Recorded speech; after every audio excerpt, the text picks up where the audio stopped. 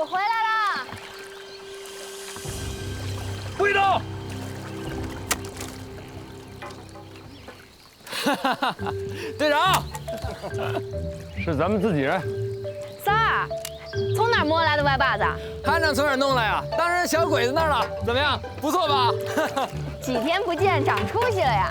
哪儿啊？是队长打死的小鬼子，我只是把他从水里捞上来。不可能，他这几天在西安城呢。行了，闲话回去再说。三儿，把这挺机枪回头上交给军分区吧。啊，队长，凭啥呀？这家伙太费子弹，咱根本养不起。那子弹咱以后再弄呗。你呀，咱拿这机枪到他军分区换几支步枪，那不更好吗？你放心，吃亏的事儿啊，我不会干。三儿，交了吧。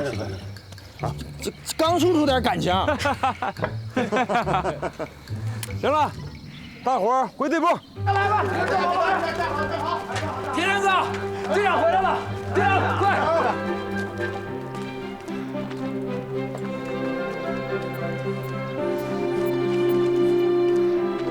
指导员，我们回来了。队长回来了。指导员，这怎么回事？好大的动作呀！我正好有情况向你们汇报，要不咱们屋里说吧？哎，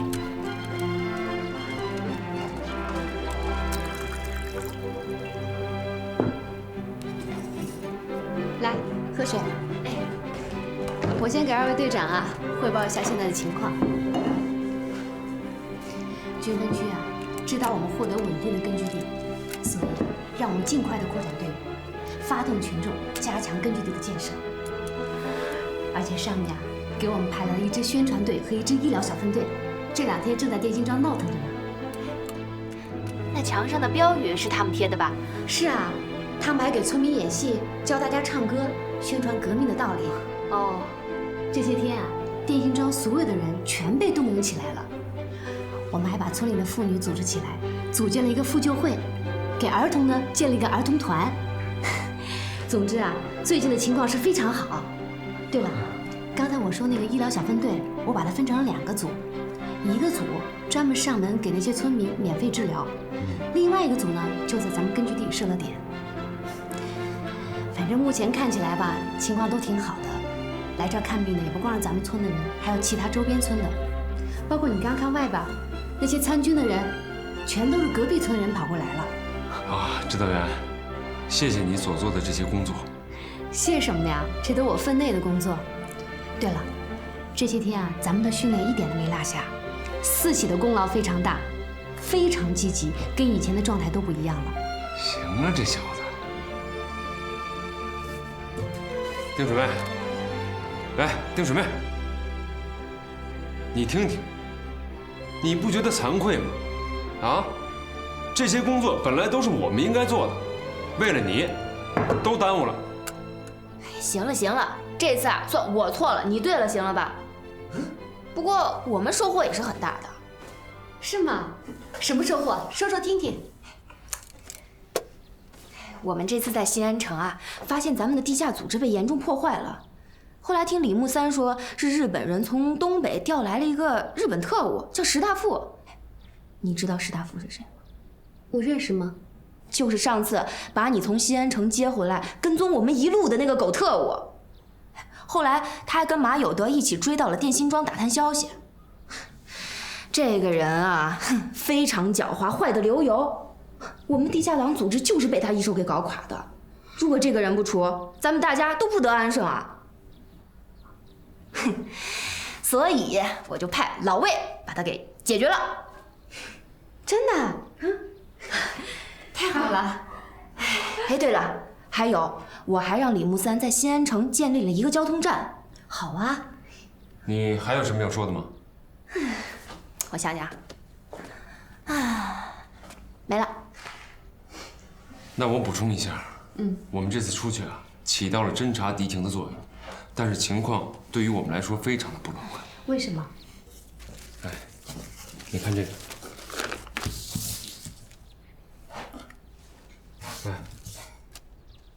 哎，这是你什么时候写的？我怎么不知道？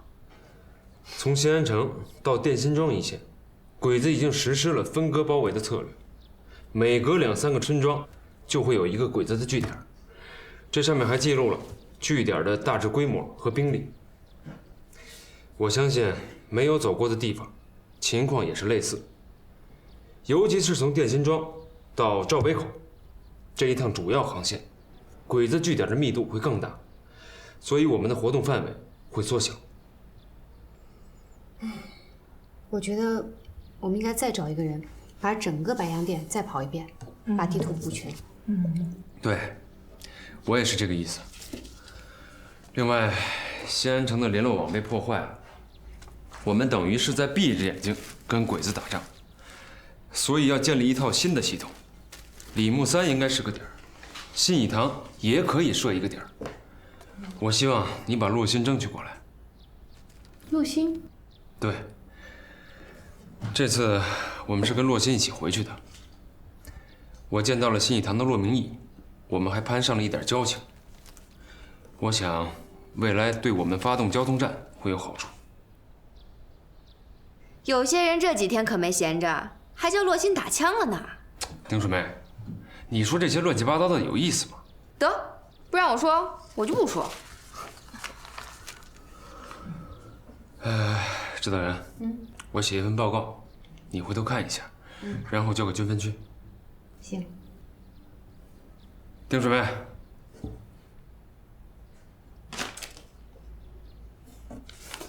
鉴于你屡次犯错误，我认为你应该写一份深刻的检讨。丁水妹，我让你写检讨，你听见没有？写检讨，我不会写字儿，不会写的空着，我教你。你们还是惯我禁闭吧。丁水妹，你回来！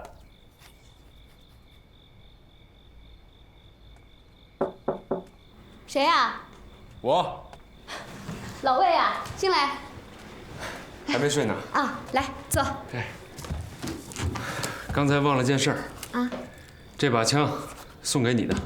我有枪了。你那把枪太旧了，不能使了，那膛线都快磨光了。哎，你这把枪哪来的？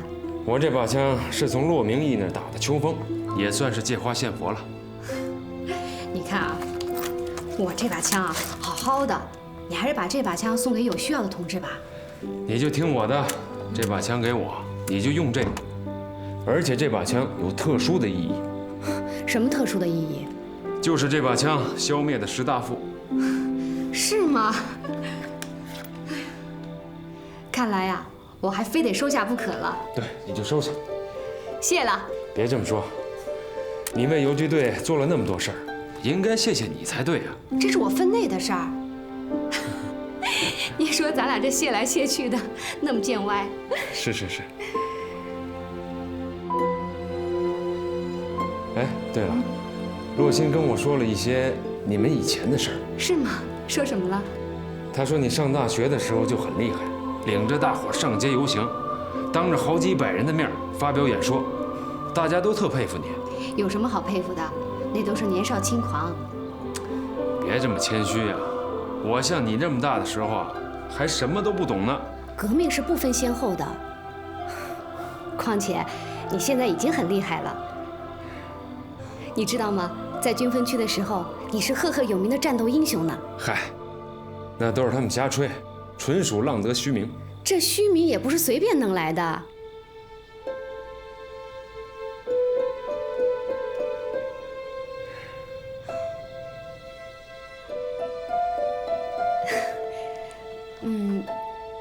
还有啥事儿？哦，没事了，你早点休息，我走了。哎。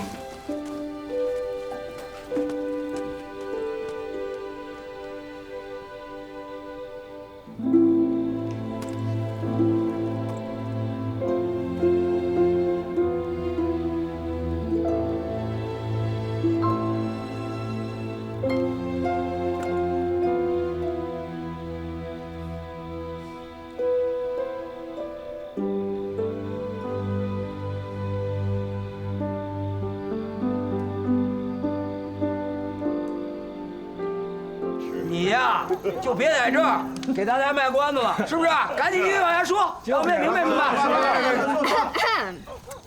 说时迟，那时快，只见老魏在房顶上啪啪啪几步紧走，抬枪咔咔咔就是几枪。你们猜怎么着？怎么着？那几个狗腿子直接见阎王爷去了。哎，我跟你们说啊，咱们队长那真不是盖的，尤其那个闭着眼睛瞎开枪，神了！依我说，他那是瞎猫碰到死耗子。哼，水妹，你什么时候也给咱碰个死耗子啊？对啊，哎，这什么时候碰一个？咱们也碰个死耗子呗啊！你们都别急，给我2个月，2个月之后呀，我一定超过老魏，直追神龙。哎，我可相信水妹啊！哎，对，水妹，你不找神龙去吗？找着了吗？哎呀，差一点就找着了。我们在殿上啊，被鬼子的汽艇追，这眼看就要追到了，就在这个关键时刻，神龙突然出现，哎，他一枪就崩了领头的那个小鬼子。我说你，我说你们都笑什么呀？你们这都笑什么？你笑什么？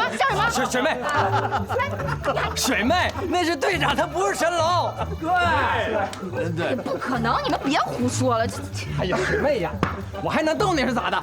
那个时候我就在队长身边呢，我都看得真真的。咱们那歪把子，那就那死了的鬼子的。那个鬼子的汽艇一开走啊，队长说了：“三儿，你回去，我一个人去。”这不就一个人追进去了吗？哎呀，水妹啊，我早就跟你说过，咱们队长啊就是神龙。对啦，哎呀，不可能，不可能！你们别胡说了。他要是神龙，早让全世界都知道了，怎么会让我啊天天挤兑他呀？他那是让着你呢。水妹啊，那个没事啊，这神龙早晚都能找着，没事吧？能有，能找着，对，能找到，没问题，没问题。一定能找到。你们哄我干嘛？以为我生气了呀？杀猪的鱼烤好了吗？烤好了，你尝尝。哎，别烫着啊！哎呀，这不生的吗？这杀猪的就是不会烤鱼。这样是啥？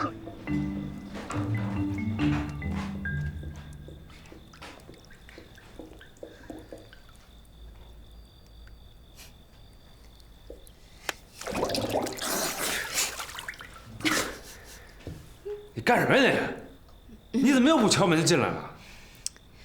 我就问你个问题，问完就走。说，你是不是神龙？我倒希望我是神龙，我连水都下不了，我怎么跟人家比啊？那倒也是。哦，没事了，你继续练吧。及格线2分钟。2分钟。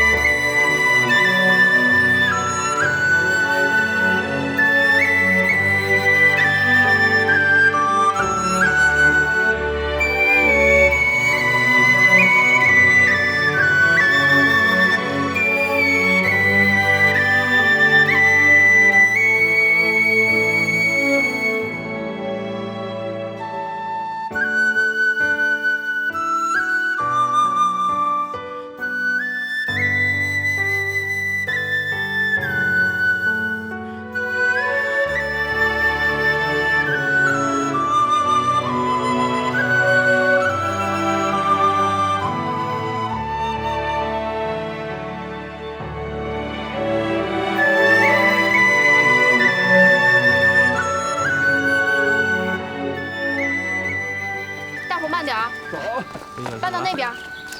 浩哲哥，谢谢你送来的粮食。这段时间呀，日军封锁太严，我们已经断粮好多天了，都是靠乡亲们的救济。这下呀，你给我们解决了大麻烦。只不过是家父的一点心意，不用客气。浩哲哥，你看他们，朝气蓬勃，士气高昂。上诺，恕我直言，就凭你们现在这些装备，要想打赢日本人，根本不可能。浩哲哥，你太悲观了。我们八路军在平型关战役中，就是凭着这些装备击灭了一个日军的辎重大队。只不过是一个辎重大队，根本不是野战部队。小诺，在正面战场上，还是要靠实力说话的。我知道，但是武器不是万能的，还是要靠战略和战术。浩哲哥，我知道你在中国和日本都上过军校，我特别希望你能到我们这儿来做军事顾问。没用的，何必要多此一举呢？不要做无谓的牺牲了。这样吧，浩哲哥，咱们打个赌，如果我们的游击队获得一场大的胜仗，你就过来帮我们当军事顾问。小诺，你可别忘了，我是国军，你们共军能欢迎我吗？你说这话太见外了，咱们现在不是友军吗？而且我们冀中军区的总司令吕正操将军也是原来东北军的将领啊。好吧，那就一言为定。谢谢浩哲哥。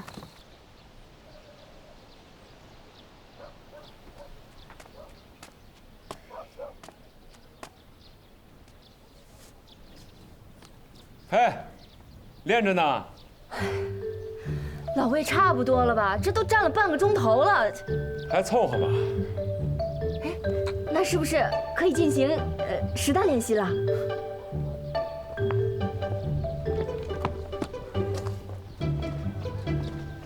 你着什么急呀？现在进入第2阶段，你等会儿。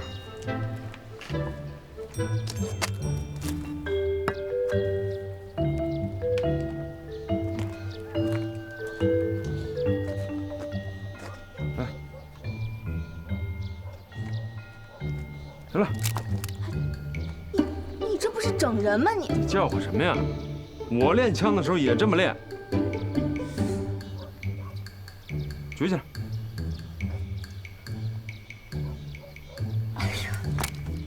老魏同志，你这是打击报复，你知不知道？小肚鸡肠的。我知道，你不就是嫌我扎破了你的气囊吗？可要学会游泳，不学会喝水怎么行啊？行啊，丁水妹，你现在会的成语不少啊！啊，把枪给我。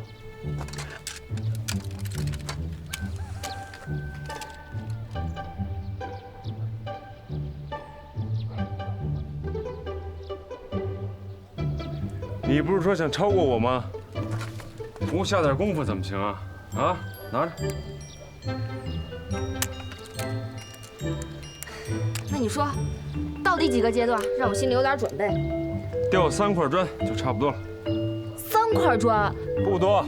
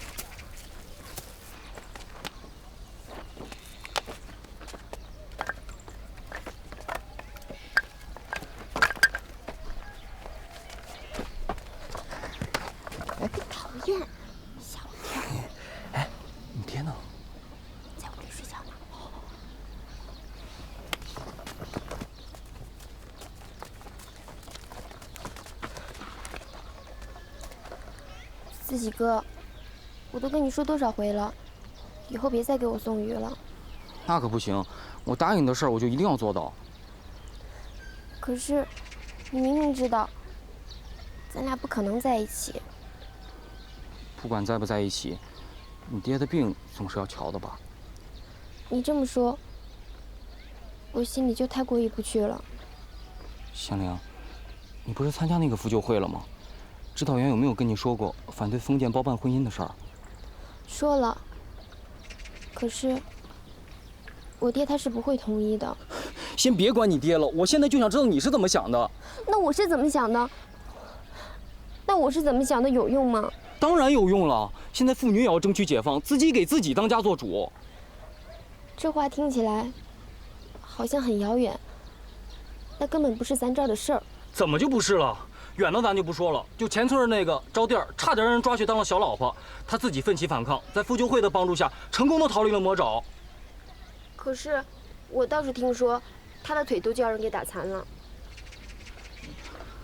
好像不太恰当。啊，对了，刘寡妇冲破了封建的束缚，成功的改嫁了。你这是在说什么？这都什么例子啊？香菱，别管什么例子了。只要咱俩能够情投意合，我相信我会一直努力。你爹这块坚固的堡垒，我一定会攻下来的。我真的不知道该怎么办了，我心里很乱，对不起。香菱。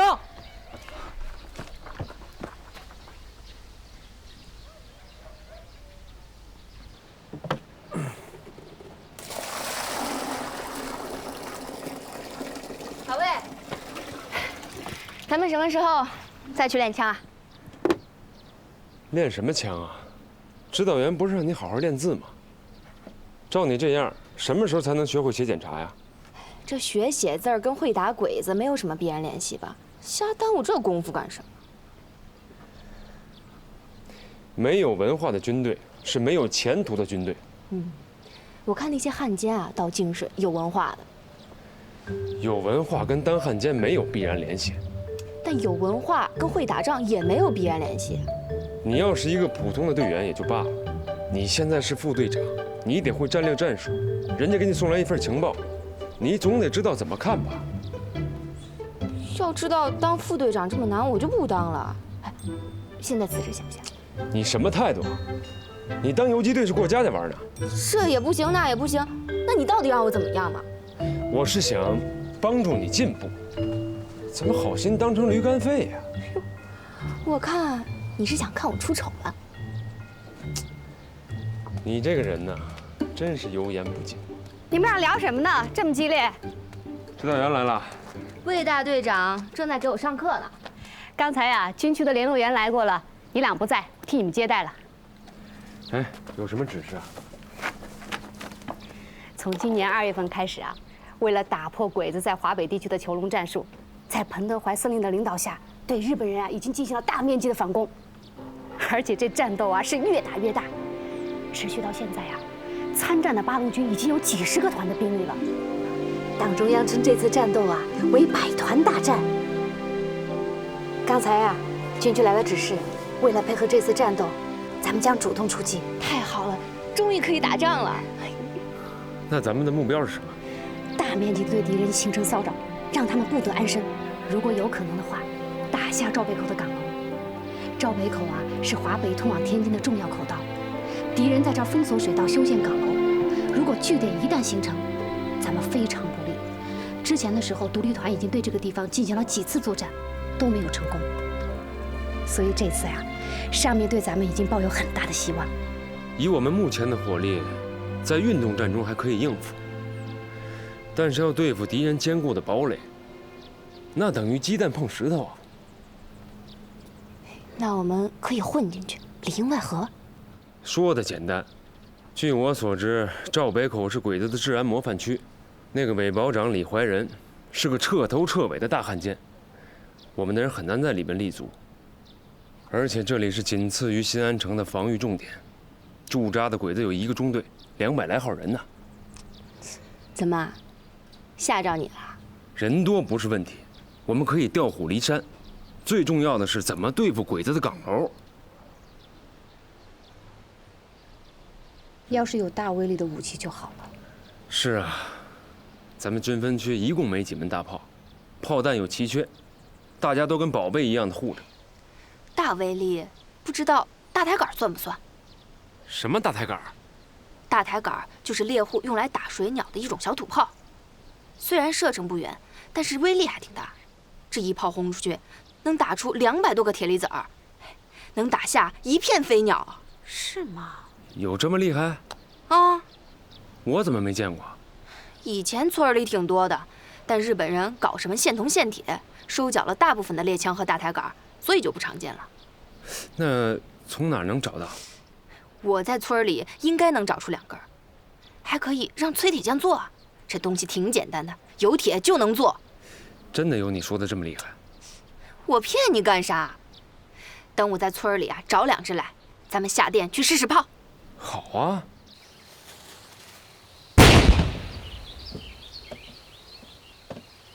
哎，怎么没打着啊？唐胜，你们再好好调一调。天哥，走，来，再来。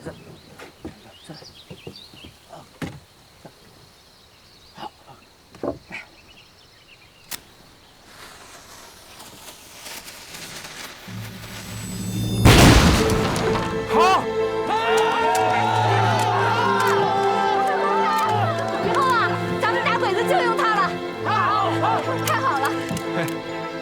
哎呀，有了这家伙，就够小鬼子喝一壶的啊！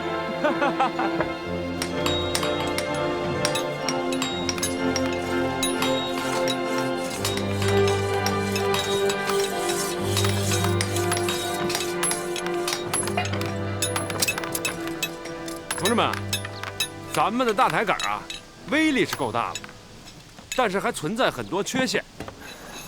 铁匠哥，你好好研究一下，把它进行改良，主要是提高精度、射程，还有移动起来的灵活性，这些都要考虑进去。说到底，咱们的大抬杠啊，不是打鸟的，是要打小鬼子的岗楼的。好，没问题。我也帮铁匠哥研究研究。你还会研究这个？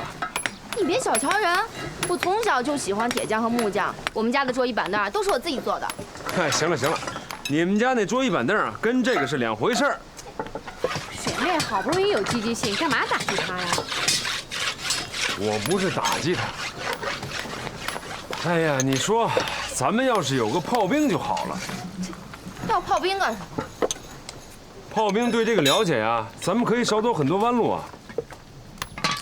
我倒想起一个人来。谁啊？宋家大少爷宋浩哲。这个人啊，在中国和日本都上过军校，打过4年仗。我想他应该对枪炮有点研究。我看他不行，他呀就是个花架子。我觉得他上了战场绝对先趴下。我看行，咱们用的是他的脑子，又不是让他真的去开炮。你们还别这么说，人家来不来啊，我都不知道呢。回头呀，我跟他做下思想工作。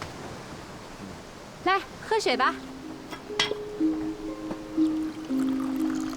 坐坐，来吃块西瓜吧。谢谢。小诺呀，你在电辛庄住的习不习惯呀？挺习惯的。小诺，你有没有中意的男人呀？还没有。那太好了。啊？哦，我不是那个意思啊，我是说你要是没有的话。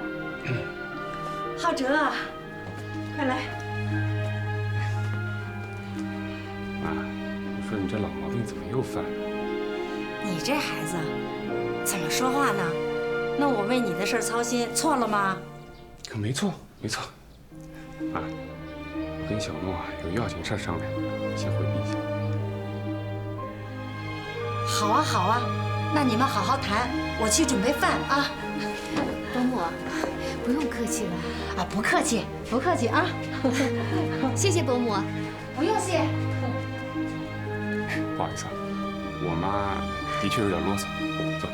其实啊，天下父母亲都一样。要是我的父母亲还在的话，肯定比你妈还着急。对了，浩哲哥这些年一直都没有心仪的女人吗？我就是个半废之人，就不好意思耽误别人。你怎么能这么说呢？在我看来，你一直是个大能人。我算什么大能人呀？说吧，小诺，今天找我来有什么事？是这样的，我军的武器装备太差了，火力也不够，所以有人提出大量的装备大抬杆。大抬杆？哦，就是我们小时候打鸟用的大抬杆。是啊，它工艺简单，制造也容易，而且近距离的话，它的威力会更大。恕我直言，我怎么觉得你说的这个像过家家呢？怎么会呢？你不知道，这大抬杆制造水平还停留在明清时代，范围小，火力弱，连个基本的准头都没有。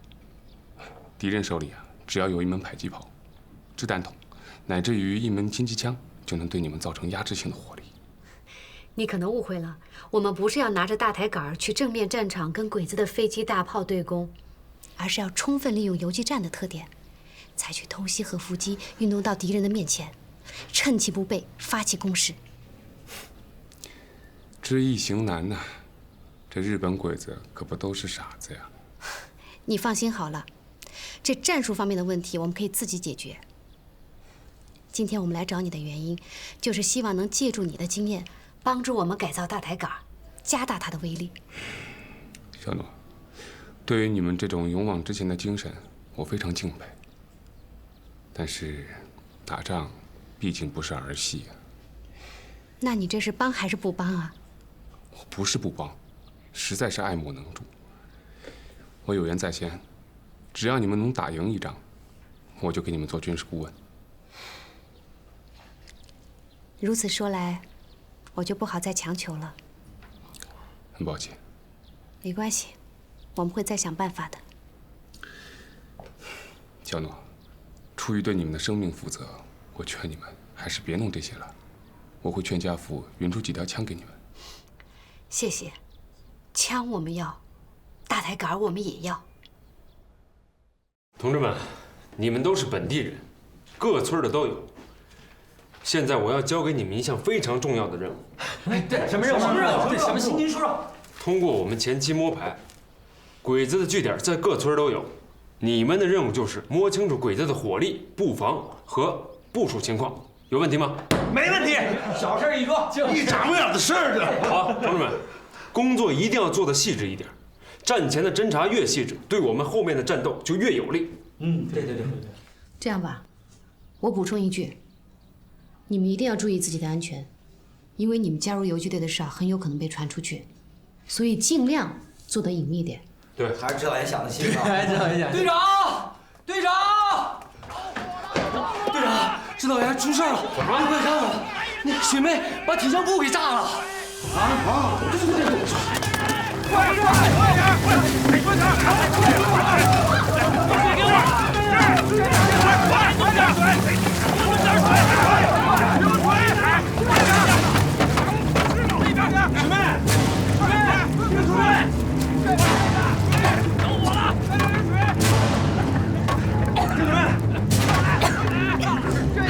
保护大抬杆啊！这时候别管大抬杆了，快跟我走！啊，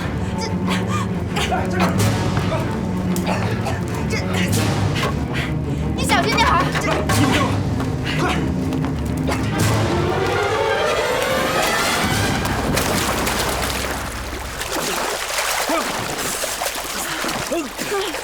老魏，你没事吧？没事。景阳，没事。哎，我忽然发现我不怕水了。什么意思啊？我的恐水症治好了。啊？太好了！走吧，回家。好。我是钓鱼人，我喜欢水。脑子跳坏了。指导员。哎。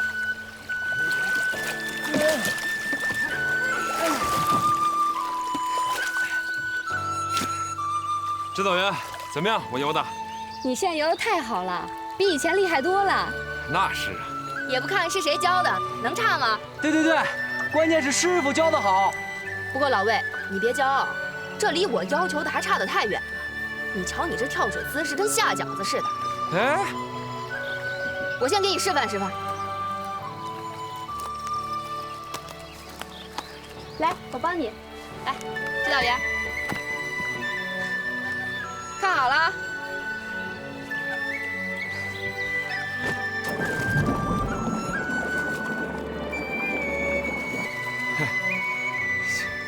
这有什么呀？不就是大头朝下吗？我来一个。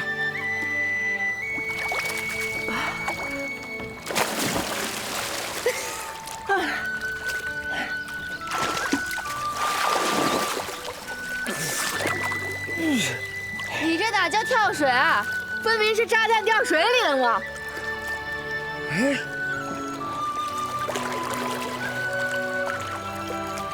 你找什么呢？不是恐水症又犯了吧？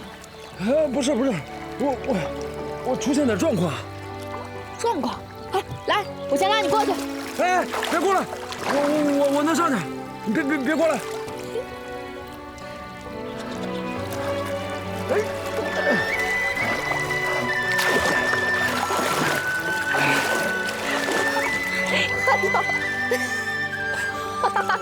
原来是这样啊！别乐了，你以后多一名叫魏大裤衩吧。指导员，慢点。四七哥，不好了，出事儿了！怎么了，香菱？我爹让李坏人给抓走了。啊！香菱，你别着急，你慢慢说。我跟爹去小田庄送菜，谁知道遇见鬼子在那修炮楼，然后李坏人跟二狗子到处去抓民夫，就把爹给抓去了。爹跟他们顶撞了几句，他们就叫人打爹。我爹年纪大了，身体又不好，他腿还那样，求你们快救救他吧！使劲，别冲动，先把小田庄的情况了解清楚再说。那就来不及了，队长。香菱，你放心，我们不会不管你爹的。这样，我跟四喜先去趟小田庄打探情况。好，你们去吧。快走！路上小心！哎，支队员，咱们派去的人回来了吗？回来了，咱们去问问情况。走。跟着，快点，干嘛？快点，快点，快点！哎呦，快点吧！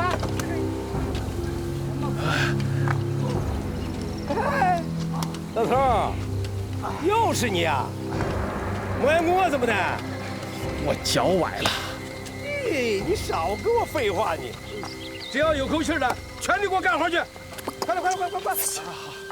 哎，没看曹老爹都变成这样。快！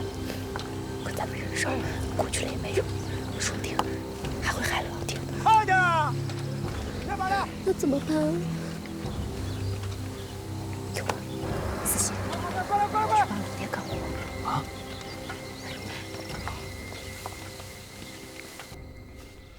这个小田庄据点是刚刚修的，炮楼才修了个底儿。二狗子每天到那个葛村去抓人，年轻力壮都跑了，就剩下一些老弱病残。这个再加上大伙儿这磨洋工啊，我看那炮楼啊，一会儿半会儿修不起来。小田庄的鬼子有多少人？有2个鬼子和2班的伪军，还有2挺轻机枪。另外还有个情况，赵北口的伪保长叫李怀仁，专门负责抓民工。大伙儿都叫李坏人，这个老东西是个铁杆汉奸。去年他把姑娘嫁给这个保安团团长贾顺，就更加横行霸道。大伙儿都说比二狗子还要坏。小诺，你看，这里是距电信庄最近的鬼子据点。如果他们把据点建成，咱们就不利了。你的意思是先拿小田庄开刀？没错，赵北口不好打，咱们就先拿小田庄来试试。这样也好在实战中测试一下大抬杠的威力。我同意你的方案。水明哥回来了，队长、支队员，我先走了。四喜呢？我把他留在小田庄修炮楼了。你怎么回事啊？我不是告诉过你不让你轻举妄动吗？这倒好，人没救出来，反倒贴进去一个。你听我解释呀！我不听你解释。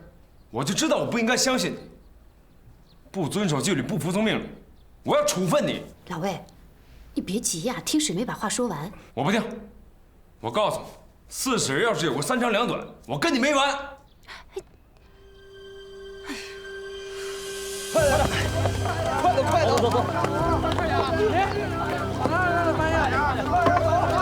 快点！哎，四喜，你也被抓来了？我是故意让他们抓来的。啊？那你们来了就我一个，我是来照顾您的，您放心，有空我就带您投啊。哎呀，你这，我脚崴了，跑不动，再把你耽误了。没事儿，都不在我身上。哎，你们俩干什么？你们俩，啊？你俩嘀嘀咕咕的，商量什么呢？长官，您看这位大叔脚崴了，您能不能让他歇一歇呀？脚崴了，真是懒驴上磨屎尿多。这边，都想歇着，谁给空去干活呀？快点啊！长官，您看我年轻力壮的，他的活我都能替他干啊。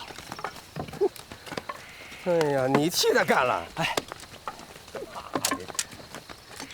好，我今儿啊，就给你小子个面子，啊，老头，去帮着那伙夫干点活去，给你个亲兄弟。哎，谢谢长官，谢谢长官，快去！